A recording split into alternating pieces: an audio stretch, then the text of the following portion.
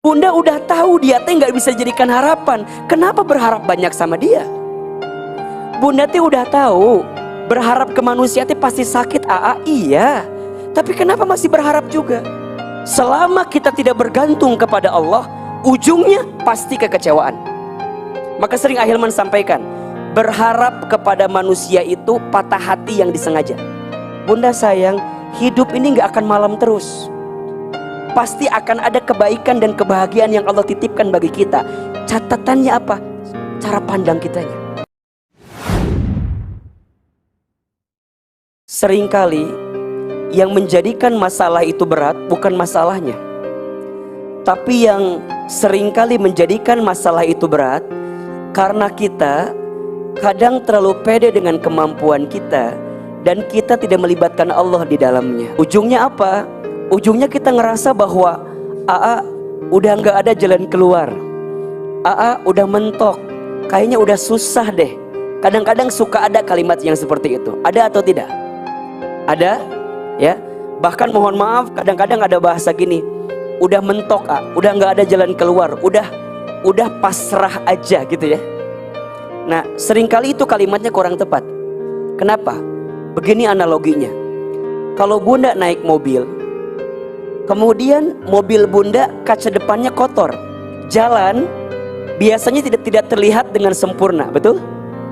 Pertanyaannya, apakah yang tidak ada jalannya atau kaca kita yang tertutup dengan kotoran tersebut? Jawabannya bukan tidak ada jalan, jalannya ada, tapi seringkali jalan yang luas itu, jalan yang lebar itu tertutup karena kaca kita kotor. Kalau bahasa analogi hidup kitanya, bukan gak ada jalan keluar, bukan gak ada solusi. Boleh jadi solusinya ada, tapi hati kitanya yang seringkali tertutup dengan cahaya Allah, sehingga kita tidak mendapatkan kebaikan di balik itu semua. Bawaannya apa? Mohon izin ya. Bawaannya, kalau sedang punya masalah, gak tenang. Padahal yang paling penting ketika kita dikasih masalah bukan solusi, tapi ketenangan. Kalau orang tenang, masalah seberat apapun jadi ringan. Tapi orang tidak tenang, masalah kecil jadi besar. Maka sering Ustaz sampaikan ya, pentingnya ketenangan dalam hidup. Jangan minta senang, tapi minta tenang. Karena yang senang belum tentu tenang, tapi yang tenang pasti senang. Nah, ketenangan itu yang ngasih siapa? Allah. Ketenangan itu yang nurunin siapa? Allah. Berarti mengapa ketenangan tuh gak kita dapetin Karena boleh jadi masih banyak maksiat, masih banyak dosa yang sering kita lakukan. Solusinya udah dekat sama kita, tapi masih terhalang. Karena apa? Karena dosa. Sehingga apa yang terjadi? Gak dapat itu solusi, gak dapat itu ketenangan. Karena yang kita minta solusi, tapi kita lupa minta sama Allah untuk diampuni dosanya.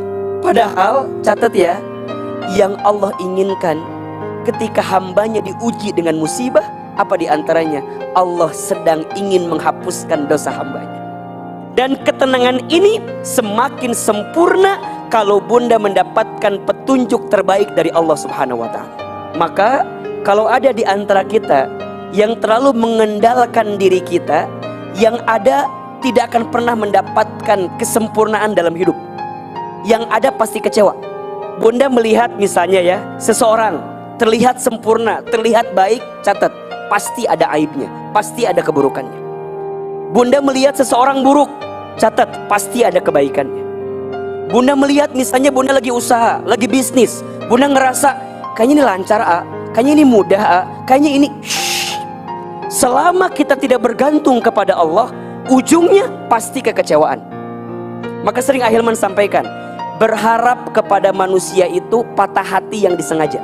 Bunda makin berharap berlebihan sama suami, siap-siap apa? Patah hati. Bunda berlebihan sama anak, berharap, siap-siap kecewa. Begitu seterusnya. Karena tidak ada yang sempurna dalam kehidupan kita kecuali siapa? Allah. Maka kita minta kesempurnaan dari zat yang maha sempurna, yaitu siapa? Allah. Makanya ada yang tidak akan pernah meninggalkan kita, ada yang tidak akan pernah menyakiti kita, ada yang tidak akan pernah berkurang cintanya kepada kita. Siapa itu? Allah Subhanahu wa Ta'ala. Bahkan seandainya semua kasih sayang orang tua atau seorang ibu dikumpulkan di dunia, tidak akan bisa menandingi kasih sayang Allah kepada hambanya. Makanya sering Ahilman sampaikan ini, kalau bunda meyakini tentang Allah di hati ini, tolong catat ini ya. Ada 3 keyakinan yang harus bunda pahami. 1, yakin tidak ada satupun yang paling mencintai kita kecuali siapa? Allah. Manusia berpotensi menyakiti kita. Betul? Jangankan orang jauh, orang yang dekat pun berpotensi menyakiti hati kita. Bunda misalnya mohon maaf ya, dulu sebelum nikah dengan suami yang sekarang, bunda kan berharap banyak ke suami itu kan. Nanti aku akan begini, dan seterusnya. Tapi yang terjadi apa? Setelah menikah lain cerita, lain di bibir, lain di mulut. Tahu nggak? Mengapa ada orang yang kecewa? Tahu nggak? Kecewa itu kan terjadi ketika harapan tak sesuai kenyataan, betul nggak? Jadi kecewa, betul nggak? Bunda berharap A, yang jadi apa? Bunda pengennya begini, yang jadi begitu, kan gitu. Berarti Ustadz, sebenarnya yang bikin kita sakit itu apa? Bukan keadaannya, tapi yang sering kita sakit, salahnya kita menaruh harapan kepada sesuatu yang tak harus kita harapkan. Tidak ada yang menyakitimu, kamu hanya sakit dengan harapanmu sendiri. Berarti kalau ada orang ya yang tak sesuai harapan kita, jangan salahkan orang itu, tapi evaluasilah diri kita yang terlalu berharap kepada orang itu. Kalau dari awal kita nggak terlalu berharap, mah nggak akan sakit hati. Betul apa nggak? Bunda udah tahu dia teh nggak bisa jadikan harapan. Kenapa berharap banyak sama dia? Bunda teh udah tahu berharap ke manusia teh pasti sakit. Iya. Tapi kenapa masih berharap juga? Kalau kita mengandalkan kita pribadi nggak bisa. Berarti catat ya, setelah semua yang kita hadirkan itu mentok, berarti selama ini kita hanya mengandalkan kemampuan kita. Kita lupa kalau yang mengatur kehidupan siapa? Bagi Allah mudah gak melembutkan hati? Mudah. Maka sering Ahilman sampaikan, bukan karena maunya kita, tapi kita minta sama Allah agar Allah menyempurnakan yang terbaik untuk kita. Kalau bunda sudah menggunakan kacamata pandangan Allah, maka apapun yang terjadi karena penglihatannya menggunakan prasangka baik dari Allah, maka yang tidak baik akan terlihat baik-baik saja. Kenapa? Karena ada Allah bersamanya. Misalnya ada teman-teman saya yang milenial misalnya, ada nggak yang pernah dekat sama seseorang ditinggal pergi? Ada? Ditinggal nikah? Ada?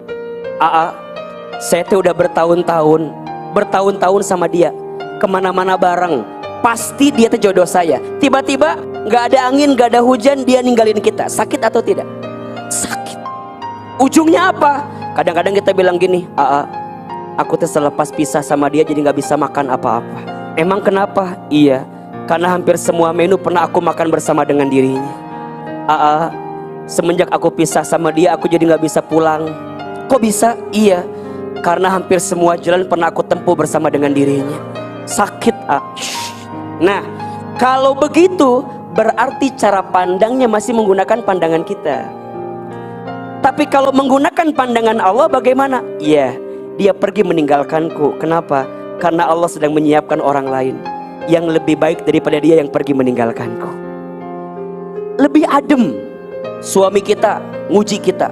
Oke, mungkin Allah tak berikan kebahagiaan bagiku di suamiku, tapi mungkin Allah menyiapkan kebahagiaan bagiku di tempat yang lain. Misalnya karena anak berprestasi, anak jadi juara, membanggakan bagi kita. Itu bahagia atau bukan?